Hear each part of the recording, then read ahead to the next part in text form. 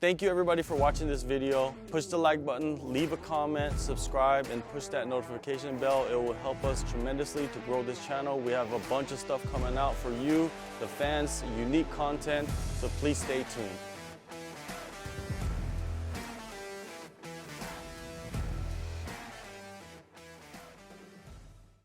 My name is Alexandre Blin. I'm half French, half Thai. I fight out of Phuket Fight Club. I'm 28 years old. I'm based in Phuket.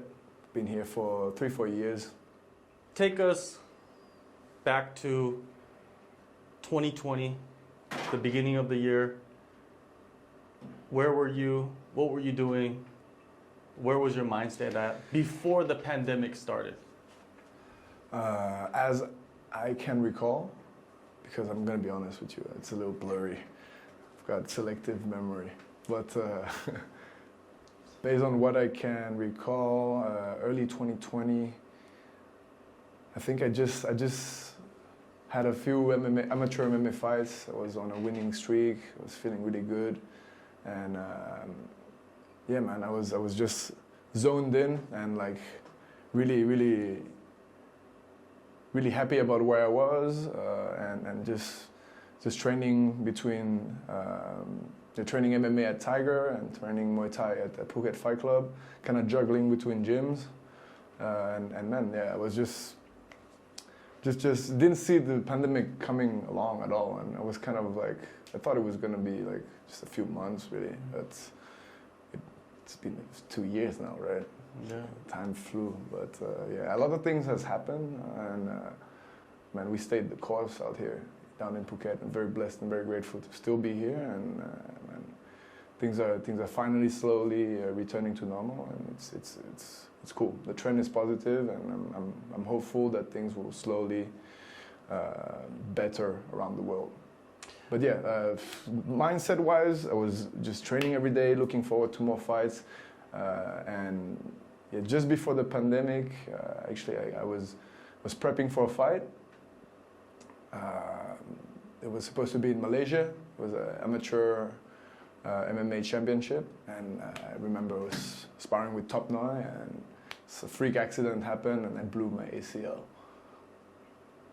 Then what happened after that? Like after you blew your ACL? So after I blew my ACL, first of all, I really didn't want to believe it. I was very worried that it was going to be career-ending, I guess.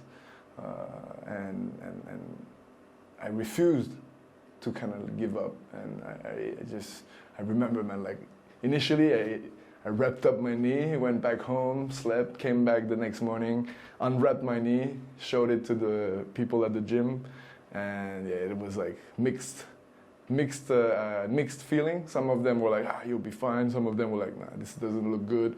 Go get an MRI, which I did. So I got my MRI done, and the first doctor that looked at it was like, yeah, it's you blew out your ACL, you're gonna be out for a bit.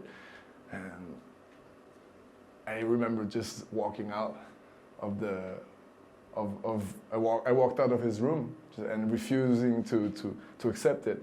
And then I went on to 2 different doctors to get like different opinions, and one said that I didn't need surgery, another one said that I should better get surgery. Anyways, end of the day, I got my surgery done, and I think it was on my birthday, man. It was like September something, and my knee was patched up, and I was in bed on my birthday, and I remember feeling like a little lost. You know, I was a little lost. I was a little confused. I was very anxious, but I was determined to come back. And so as soon as I could like set foot on the ground and work on my rehabilitation, I did just that obsessively. And you know, like I had a bunch of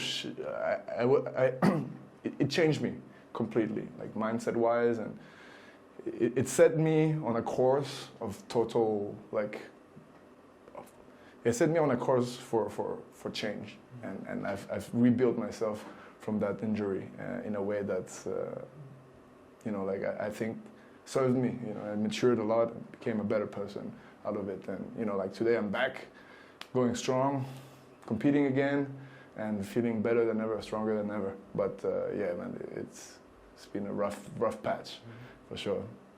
You mentioned the mindset switch. What was your mindset before you made those changes? My mindset before, I think I was still taking it. It was a game, you know.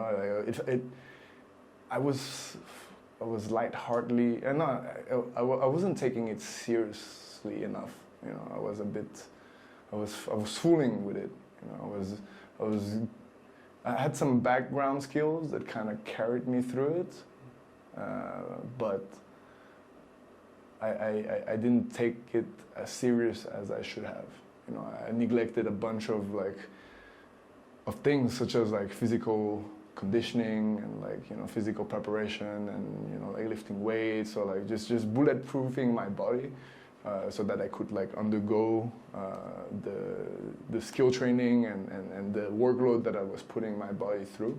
And so yeah, like from just like a martial artist, I kind of took my health taking care of my health to another level. So like just, you know, like working on my joints, working on my muscle development, and like just kind of like change everything. It was like you have a computer, you've got mad tunes, like a lot of music on it, and one day, boom, everything kind of you lose the hard drive, and you're like, fuck.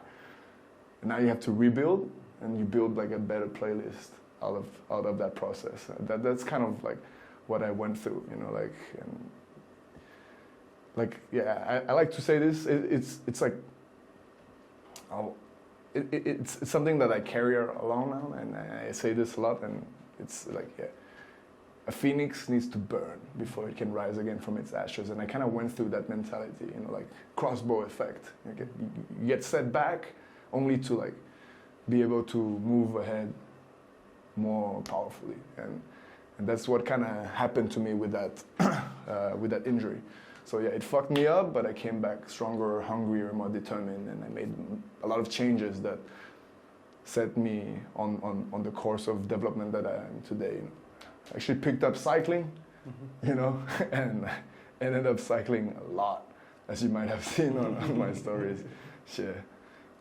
Because yeah, I needed to find a way to work on my atrophy, you know, my muscle. Like, I lost the muscle in my left legs.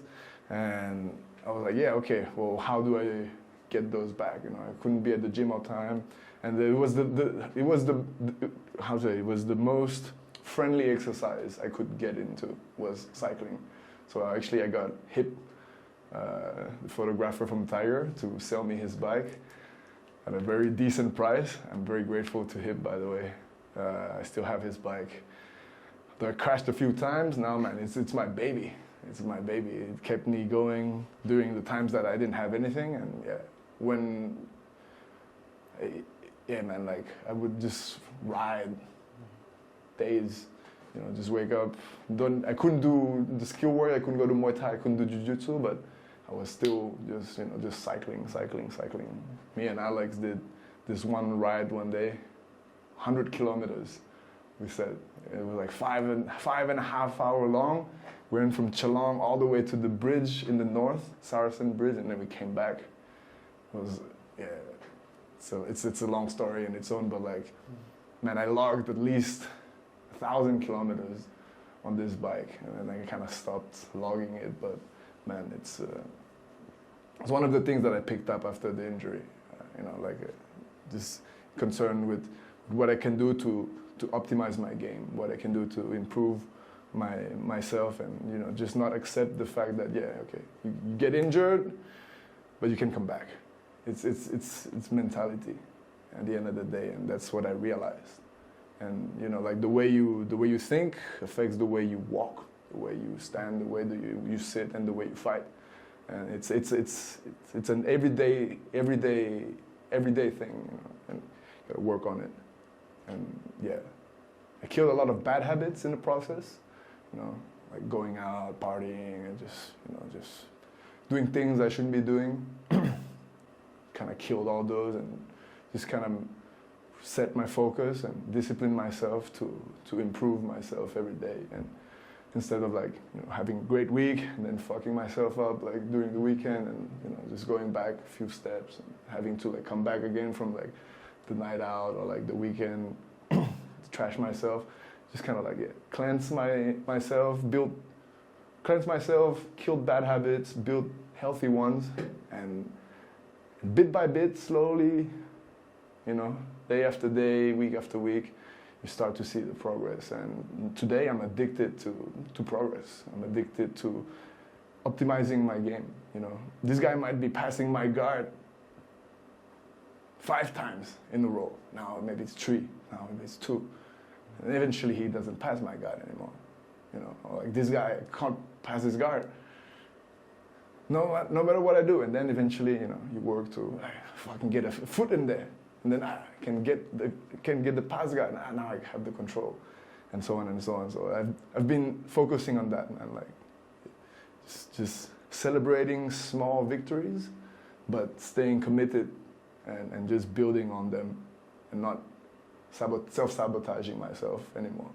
So yeah, it definitely kind of made me realize this is what I want to do. And if I really want to do this, then I have to be serious with it. So kind of took it more seriously, you know. And during the pandemic, well, things were closed, you know. And, I mean, we were lucky out here to have had the chance to stay open longer than in Bangkok, for example. So we trained as much as we could while we could. But then, yeah, when the gyms were closed and whatnot, the people here kept the mentality alive, you know, kept the dream alive. So we would train clandestinely on our own. We would meet up by the pier or in somebody's backyard with some mats, and we would roll or we would hit pads. Or we would go for runs. I'd cycle, and we kept the community. The community kept it going, and I'm blessed that I've met like many people out here that share this common goal of like, you know, like fighting professionally. So just surrounding myself with these people, hardworking, determined, that made the sacrifice to get where they are, that like are still holding on to this vision, just kind of like we kind of like marched together towards like just maintaining the regimen, maintaining the training and so on. So despite the fact that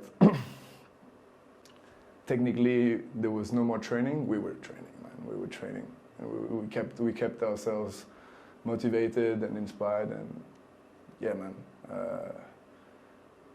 Some people might have stopped, some people might have used it as an excuse.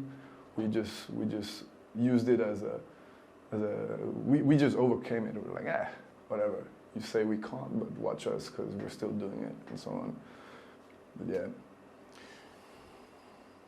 When the pandemic started and slowly people started to leave, right? Basically people started to disappear. Compared to other parts of the world, everybody stayed at home inside. Here, most people are from like other countries that come in, they're living here or they're staying here for long periods of time. Yeah. What was it like for you to watch just all the stuff, everybody like slowly disappear, and at the same time the gym's shutting down, and you're here, you're staying here, you're not leaving, and just watching all your friends kind of just pop, you know, like it's like a movie, right? It's like, yeah, man, it's gone.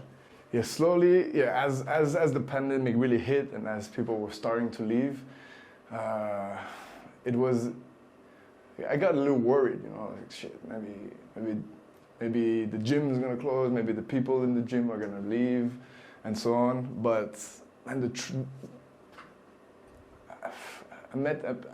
surrounded by some really determined warriors, man, and they're just kind of stubborn, you know, and they're like, yeah, well, we're gonna stay here and we're just gonna keep pushing, we're just gonna keep training, and we're just gonna wait it out.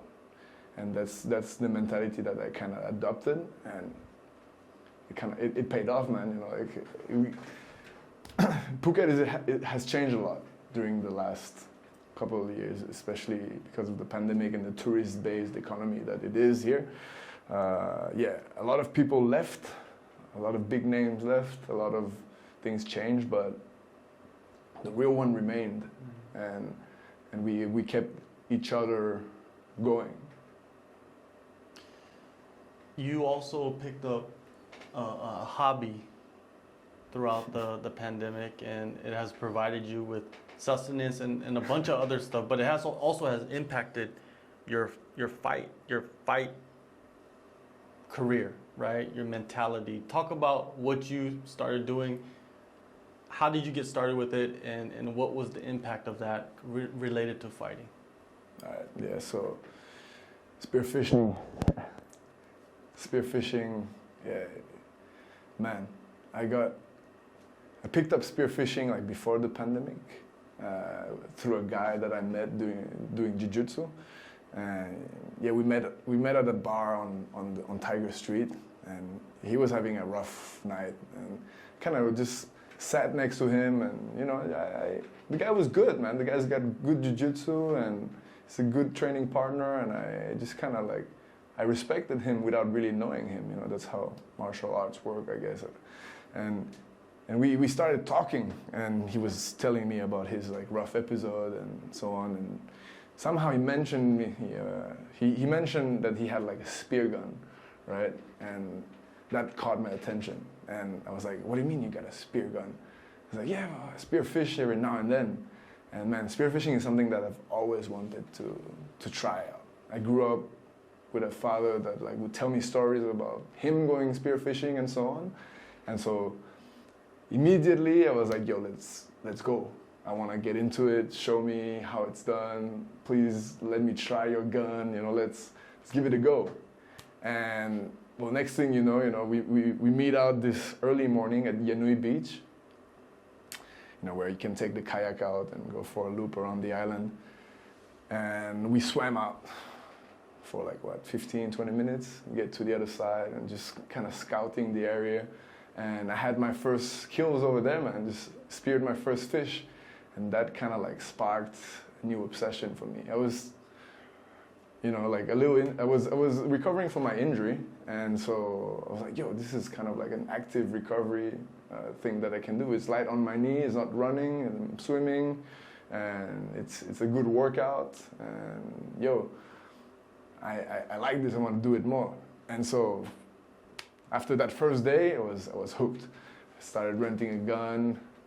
Go left and right, try it out, meet people who were into spearfishing, and one day I got introduced to this Thai guy, absolute OG. He's based in AllStar near Hyon, and he's got his little boat. He lives there. He owns the restaurant there, and he spearfishes. He's been spearfishing for all my life. Like he's been spearfishing for years, like decades, and he knows the spot. He knows where he has to go. He takes people out every now and then, and I was blessed, man, to get to go on to. I was blessed to meet this guy and to try it out, like on a boat and check out different spots and so on. And next thing you know, I'm buying a gun, and I've got the fins, and I'm totally like immersed into spearfishing. And growing up, I've always been very hyperactive, and in my fighting style, I used to be kind of dumb, just like walk for the fight, just engaging people and just trading blows. It's not very healthy, like you get hit a lot doing that, and it's not smart at all, but that's kind of like where I come from, and just the heart, Might not have the skills, I might not have the skills or the experience, but I have the will and the heart, and that's kind of like how I used to be. And you can't do that with spearfishing. You can't just see a fish and dash to it and try to shoot it. You have to be very smart, calm and patient, and cool and collected. And that's what I learned picking up this hobby, man, which definitely changed a lot. Changed me a lot, benefited me a lot, not only on an individual basis, but also in my fighting career for sure. Because now I have to, like, spearfishing wise, you have to be calm, you have to be cool, and the fish kind of senses your energy, right? So you you have to control your heart rate, you have to be just patient and just slow things down, you know, you have to lure them in, you know, dive down, hold onto a rock, and then the fish will circle to you. And then you have to aim for the right play. You have to aim for the fish, you know, you have to follow it and shoot at the right moment and so on. And it translated into fighting for me, you know, just like baiting, moving, faking and feinting, and not just attacking, but, you know, just being more calculated about things and, you know, like making the opponent give you the shot that you're looking for, you know. And man, like it's silly to say, but picking up spearfishing definitely made me like a better person and a more matured and more intelligent fighter. So in spearfishing, there's a lot of preparation and also planning and setting traps. And I think setting traps is something that's really important in fighting. And has your style really changed a lot because of that? You know what I mean? That because you're so more calm, more collected, more patient, that you don't just attack on everything. Because some people can become that berserker, right? Where you just go in and just like, punch me and I'll punch you. But in fighting, you can't improve like that. So has spearfishing allowed you to transform in that way? Absolutely, man. Spearfishing definitely made me more calm, more cool, more collected, and allowed me to have a different approach in my fighting style. I'm still working on it. I've still got a lot of improvements to do, and I still need to improve in many aspects. But this element is definitely something that I'm adding to my fighting game, and I can see it benefiting me a lot, you know, just like you mentioned, like setting traps, baiting the guy, and just waiting for the right moment to strike. Something that's, you know, like, it's hunting. And it's something that I wasn't considering before, prior to picking up spearfishing, which is kind of funny, but yeah. You need the right timing to attack. You need the right timing to shoot. You need the right timing to throw a punch, or you need to give and take. It's like a giving and taking, you know. You can't always just march on and chase. Sometimes you have to bait and wait. Yeah. You also competed not too long ago, right? I did. In Kyrgyzstan, right? Could you talk about that and how that has, what you thought about your experience? Yeah. Yeah. So yeah, like the pandemic was hitting everybody really hard. Gyms were closed, and you know, like we weren't getting decent training, but we were still training, right? And like I was active on social media, and you know, just trying to like not be too like not expose everything that we were doing, because there was like limitation and regulation and so on. But like, yeah, I was active during the pandemic, and one day this guy from Bangkok messages me, and he's like, "Yo, would you be interested to go to Kyrgyzstan and represent Thailand and fight in this amateur MMA tournament?" And you know, out of the blue, I was super excited, and I said yes immediately. But then the gyms were closed, we weren't getting decent training and so on. But the people in my crew kind of like kept the dream alive, and they're like, yeah, just go for it. We'll just do what we can, you know. So we trained jiu-jitsu at somebody's place, and then I would hit pads and do whatever I could. And anyways, I end up going to Kyrgyzstan in the middle of a pandemic, and yeah, man, this experience was unreal. It was, who goes to Kyrgyzstan to fight? You know, like, man, how I'm trying to digest this, because first of all, I was very excited to go. It's been a long time there wasn't any fights, and man, yeah, just honored to be considered by this crew, you know, to go and represent Thailand and so on. But man, what a crazy trip that was.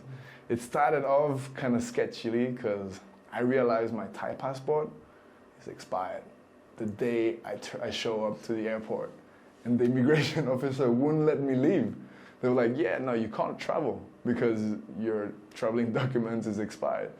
And we're like, I really need to go. Like, we're going to represent Thailand. We're gonna go like into this like tournament. And they're like, what are you talking about? Like, what MMA? What cage fighting? What is this? We're gonna call the boss. Anyway, this lady comes out, high-ranked officer from the immigration office. She looks at me. She looks at the crew that I'm with, and she's like, are you gonna leave Thailand to? Are you going to represent Thailand in this tournament? And I was like, yes, man. Please, just what can we do? And, technically speaking, without traveling document, you can't leave the country. But because I'm half French, I had my French passport, and they were like, well, you better go represent Thailand, but you'll leave on this passport, and when you come back, you'll have to come in as a French national and just figure out with the immigration and so on later on. But this is like an exception, so they kind of like just gave me a pass, and I was able to travel, and man, sweating bullets. We were so happy to get the green light. And man, yeah, so from Bangkok, we fly to Dubai, and there we transition. We stayed at the airport for like 18 hours or something, walking around the airport again and again, cutting weight, couldn't eat, I was drinking coffee, and was going a little crazy. Finally, we make it to the flight, and from Dubai we fly to Bishkek, the capital of Kyrgyzstan.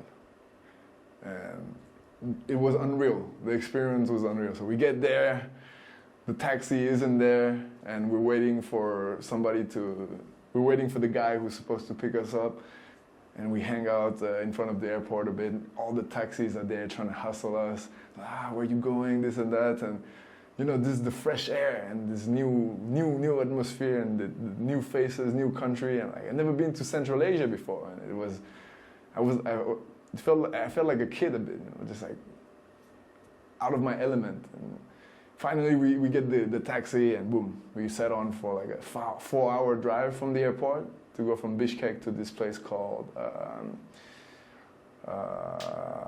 Sholpon Ata or something. It's nearby Lake Isikul, which is like the biggest lake in Central Asia.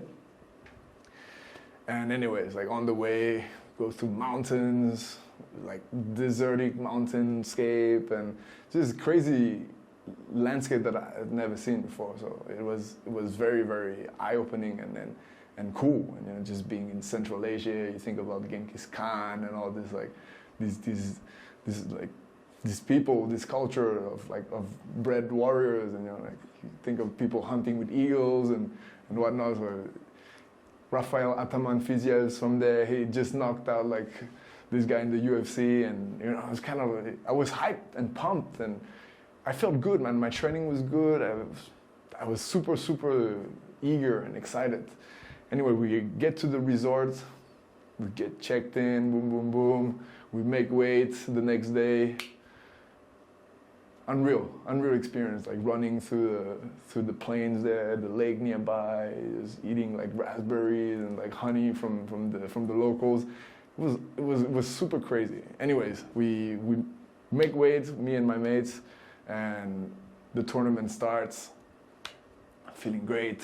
I'm the first guy who fights out of the team, and I'm pitched, like I'm trying to figure out who I'm fighting this whole time, but I don't really know. I kind of like looked into the list of names, and I knew a couple of people that were there, but I couldn't find out who my first guy was. And when I saw him, he wasn't very tall. He was about my size. I was expecting somebody like taller and whatnot. Did some research. Apparently he was a wrestling background dude. I don't know. I was expecting like a heavy wrestling like opponent. And I kind of went in there like with my hands a little down, and I remember like him like touching my body with a jab, and I just like wanted to get back to him, and so I go for a body shot, and then just moving my head, he throws a hook, I throw a hook, and out of nowhere, man, like this overhand right comes over my left hook, boom, and I got rocked, like never got rocked like this before. Small gloves, the guy threw his life into that, and I was on autopilot, just like my head was spinning. I didn't know where I was, what I was doing. Rafael Ataman Fiziev was there looking down on me, and I was like, shit. I'm rocked, really rocked. And just the guy comes in, we clinch a bit, I throw a knee without knowing what I'm doing, really, just like autopilot fighting. And the guy's hitting me, I get tagged again, and I'm like, he's pushing forward, right? And man, I just thought to myself, okay, I gotta shoot for the takedown. Yeah, so I shoot for the takedown, and boom, lights out. Yeah, man, it was, I wake up, my back against the rope, still standing. The ref is in front of me, and I kind of twitch back into it, and like, let's go again. And the guy just kind of stopped the fight, and yeah, you know, I got rocked, and I shot for a takedown, wobbled, and knocked myself out, like hitting his knee or something. And man, they stopped the fight under a minute of the first round, and I was gutted. I was really gutted. I had prepared for this. I traveled so far. I wanted to fight again immediately, and I couldn't. You know, I was disqualified and out of the fight. And my record was 9-1, and the only time I lost was similarly. You know, like made a mistake in the first round, and the guy capitalized on it. And this time again, you know, first round I make a mistake, the guy capitalized on it, and I messed up. You know, I was overly confident, and the guy got the better of the exchange, and it set me on a mental like craze. You know, I literally like I couldn't say shit for like the rest of the day. I was just like, fuck, man, I trained so hard for this. I was so ready to test my new sensation, you know, like my new skills and whatnot. I wanted to go 3 rounds, you know, I was ready to defend the wrestling style. I was ready to go on the ground, you know, I had my jiu-jitsu leveled up, and I get stopped super early. So it was rough. It was rough. Psychologically, it was not fun. It was like a defeat on another level, you know, like I was very, very, very frustrated.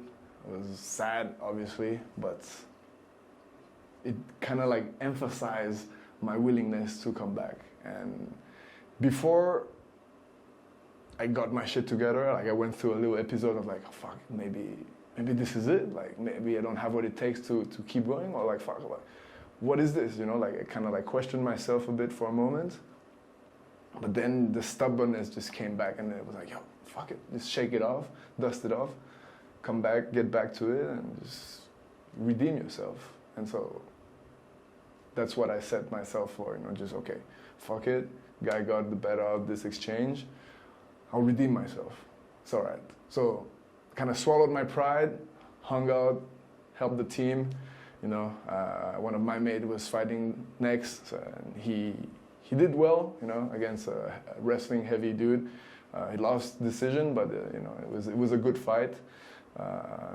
And then we stayed in Kyrgyzstan for a bit. And then we had another teammate of ours, half Thai, half French, also girl, judo black belt, really, really good. And she ends up winning the gold medal for Thailand. So you know, like as a team, as a squad, as a crew, we kind of like we didn't go for nothing. You know, like we did good for the MMA scene in Thailand, for the MMA like community, and we snatched the gold medal. So that was kind of like a pat on the back for me personally, but for the Thai community, for the Thai MMA community, that was a great achievement. And you know, like the guy that organized that orchestrated for us to go and represent Thailand, kind of like, you know, he's like well connected, and he's pushing for the establishment of the Thai MMA team and the Thai national MMA team, and the establishment of more like MMA events in Thailand and so on. So at the end of the day, you know, I met some really cool people, and networked for the future, and you know, it all served the purpose in the sense where, okay, I might have lost, but I gained a lot, you know, experience-wise, traveling-wise, you know, seeing the country, meeting some new people, and yeah, it was all in all beautiful experience. Like I learned a lot from it, but yeah, that loss, man, really set me on a mental like obsession. Like, okay, now that like I felt really good going into it, but I wasn't able to like test myself. So it's like ultimate blue balls. You know what I mean? Ultimate blue balls. I'm like, fuck! I want to get back to it. And so that's exactly what I did. You know, like we ride back, like after the tournament, we ride back 4 hours to the mountains, back to the airport, fly to Dubai, another 18 hours layover. This time we could eat a bit, so it wasn't as depressing as the first time. And anyways, we get back to Thailand, and I wasn't fully vaccinated. None of us were, and it kind of happened like very fast and whatnot. And we end up staying in a quarantine hotel in Bangkok for 14 days. No going out, no working out outside. We were locked in the door, like just, you know, in isolation, literally. It was 2 weeks of like prison with comfort. Not prison, but like, you know, like it was 2 weeks in a room, couldn't do anything else. And during those 2 weeks, man, I kind of went crazy a little, you know, just, I had MMA gloves that were gifted to us after the fight. And every day I would be hitting the wall, just for hours, man. Like, I don't know, I didn't like do rounds. I was just there, music was playing, and I would hit the wall. It was like head movement, bop, bop, head movement, 1, 2, head movement, 1, 2, and just going absolutely mental, thinking that, fuck, I'm gonna, next time nobody's gonna touch me like that, you know, like I'm gonna have a better head movement, I'm gonna be more elusive, more evasive, and just, you know, like redemption, get back to it, get better. And yeah, man, I was shadow boxing, hitting the wall, doing push-up, doing squats for 14 days.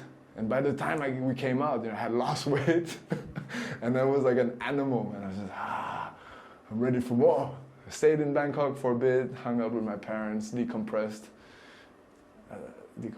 not really, a little bit, you know, and then get back to Phuket. Gyms reopened, and I got back into training and just been training ever since. And yeah, man, just waiting for the time, waiting for the opportunity to get back to it. And I was told that maybe in December they would throw the Worlds, and I would get sent again to represent Thailand. So I'm hoping for that, December 7th to 11th. The dates are already kind of official. It would be in Berlin, waiting for the confirmation. But I'm prepping as if I'm going. So that's on my mind right now. Just, yeah, improving my game, better head movement. Nobody's knocking me out easily like that anymore, you know. And I've been improving my wrestling, improving my jiu-jitsu, improving my hands, and I'm ready more than ever to get back there and chase that redemption fight that I've been like just obsessed about. So yeah, here we are. It's 2021. I spent my birthday this time in quarantine, you know. So it's like 2 years ago I was in bed, you know, like with a blown knee, patched up on morphine. The year after was back at it, you know, I cycled, got into spearfishing, was back to training, and feeling good, you know, and now this year I get to go represent Thailand again, you know, back on track, fighting again, back in the amateur scene, feeling good, better than ever, improving my game, all the levels. And yeah, man, this is, I'm just gonna keep going, you know, until I can't. I'm not gonna give up. I'm more disciplined than ever. I'm hungry than ever. I'm more determined than ever. I'm inspired, motivated, and obsessed to just keep going. and that's what I'm gonna do.